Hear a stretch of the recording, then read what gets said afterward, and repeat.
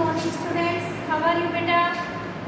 आज हम कक्षा 5वीं विषय हिंदी उप विषय पाठ नंबर 6 पश्चाताप, जो एक कहानी है पश्चाताप। आज हम इस लेसन के बारे में पढ़ेंगे। गोपाल नाम का एक विद्वान मनकपुर गांव में रहता था। जो गोपाल नाम का विद्वान था वो कहाँ रहता था? मनकपुर नामक एक गांव में रहता था। तो उसी गांव, जो गोपाल नाम का विद्वान था, उसका स्वभाव बहुत ही अच्छा था। जो गांव के लोग थे उसका हार्दिक दिल से स्वागत करते थे, उसको मानते थे। वह विद्वान था, बहुत ही अच्छा ज्ञाता था। उसी गांव में एक रतन नाम का लड़का भी रहता था। कौन से गांव में? मनकपुर गांव में। कौन रहता था? एक रतन नाम का लड़का। लेकिन जो गोपाल नाम का विद्वान था उसको सब लोग क्या कहकर पुकारते थे? गोपाल दादा। जैसे ये क्वेश्चन है कि गोपाल नाम का जो व्यक्ति था, गांव के सब लोग उसे क्या कहकर पुकारते थे? गोपाल दादा।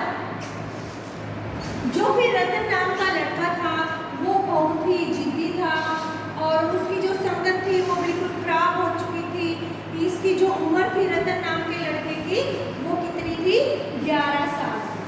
जो वह अपने माँ बाप का इकलौता बेटा था, जो रतन था, उसकी आदत बिल्कुल बिगड़ चुकी थी। उसके माँ बाप के लाड प्यार ने उसे बिगाड़ दिया था।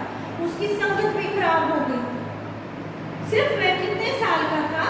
11 साल का। और रतन नाम का लड़का, रतन की उम्र कितनी थी? 11 साल। एक दिन क्या हुआ?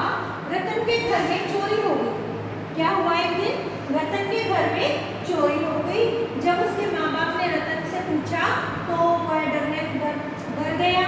डरते हुए उसने बताया कि यह चोरी मैंने नहीं की। उनको पता नहीं चला तो फिर उन्होंने क्या किया? वो सरपंच के पास गए, रतन के माँ बाप का। तो उन्होंने कहा कि हमारे घर चोरी हुई है, हमें पता नहीं किसने की है। तो रतन ने कहा कि यह चोरी जो विद्वान नाम का लड़का है, गोपाल नाम का जो गांव का लड़का है, उसने की है। लेकिन उसके माँ बाप संतुष्ट नहीं हुए इस बात से और फिर उन्होंने ये सब बातें किसको बताई? सरपंच को बताई।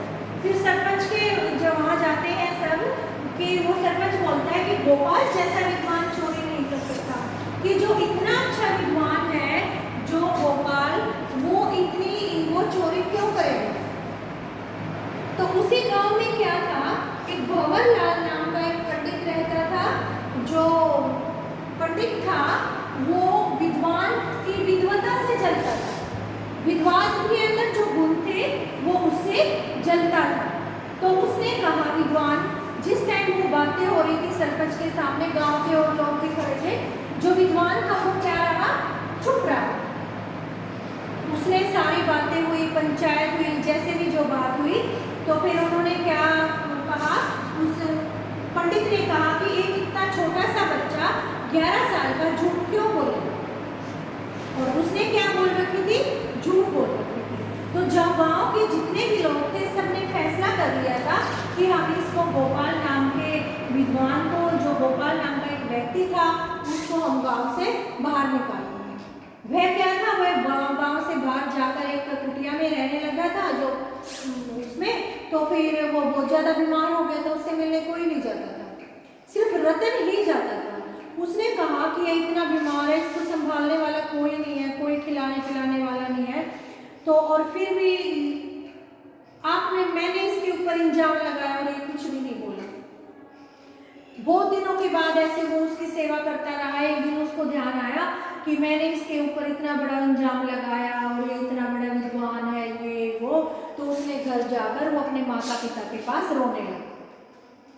कहने लगा कि मैं आपको सच बताता हूँ कि ये चोरी किसने की थी। उसके माँ बाप पूछते हैं, वो कहता है कि ये चोरी मैंने की थी। ठीक है, तो फिर वो विद्वान के पास जाते हैं, उनसे माफी मांगते हैं, सारी बातें करते हैं, कहते हैं कि आपने हमें क्यों नहीं बताया? विद्वान ने कहा कि मैं क्या बताता, आपने मेरी बात, मेरे को ये ये बच्चा है ये बिगड़ा हुआ था, मुझे इससे बहुत प्यार है, मैं इसको क्या करना चाहता हूँ, सुधारना चाहता हूँ। क्या करना चाहता हूँ, मैं इसको सुधारना चाहता हूँ। और लेकिन जब इसको अपने किए का पश्चाताप हुआ तो इसने सब बातें बता दी। तो फिर इस कहानी से हमें क्या शिक्षा मिली? पश्चाताप किसी भी व्यक्ति को सुधारने का अनूठा अवसर प्रदान करता है। जो पश्चाताप होता है, जब हम उसका वो करते हैं तो हमारे मन में एक बात आती है कि मैंने एक गलत किया। ठीक है, तो बेटा अब जो लेसन है हमारा वो हम पाठ्य पुस्तक से करेंगे। पश्चाताप। मनकपुर गांव में गोपाल नाम का एक विद्वान रहता था। जो विद्वान था वो कौन से गांव में रहता था? मनकपुर नामक गांव में। वह अपनी विद्या, सद्गुणों और विनम्र स्वभाव के कारण लोगों में जाना जाता था। आस पड़ोस के गांव वाले भी उस विद्वान को हार्दिक सम्मान करते थे। सब उन्हें गोपाल दादा कहकर पुकारते थे। जो भी मैं अंडरलाइन कर रही हूँ वो आपने अच्छे से लर्न करने हैं। उसी गांव में एक रतन नाम का लड़का रहता था जिसकी उम्र थी 11 वर्ष। वह बालक माता पिता का इकलौता बेटा था। इकलौता होने के कारण उसे बहुत ज़्यादा लाड़ प्यार मिला और ज़्यादा लाड़ प्यार मिलने के कारण वह जिद्दी बन चुका था। इसकी संगत भी खराब हो चुकी थी। फिजूल खर्च और अव्वल नंबर का था। बेकार के खर्चों के लिए पैसे मांगना उसकी रोज़ की आदत बन चुकी थी। क्या था वो? फिजूल खर्च था और तो वह अव्वल नंबर का था। अव्वल होता है पहले नंबर पर। एक दिन अचानक रतन के घर में चोरी हो गई। घर वाले बहुत परेशान थे। समस्या को लेकर रतन के माता पिता गांव के सरपंच के पास पहुंचे। इससे रतन कुछ डर गया था क्योंकि चोरी उसी ने की थी। उसने एक चाल चली।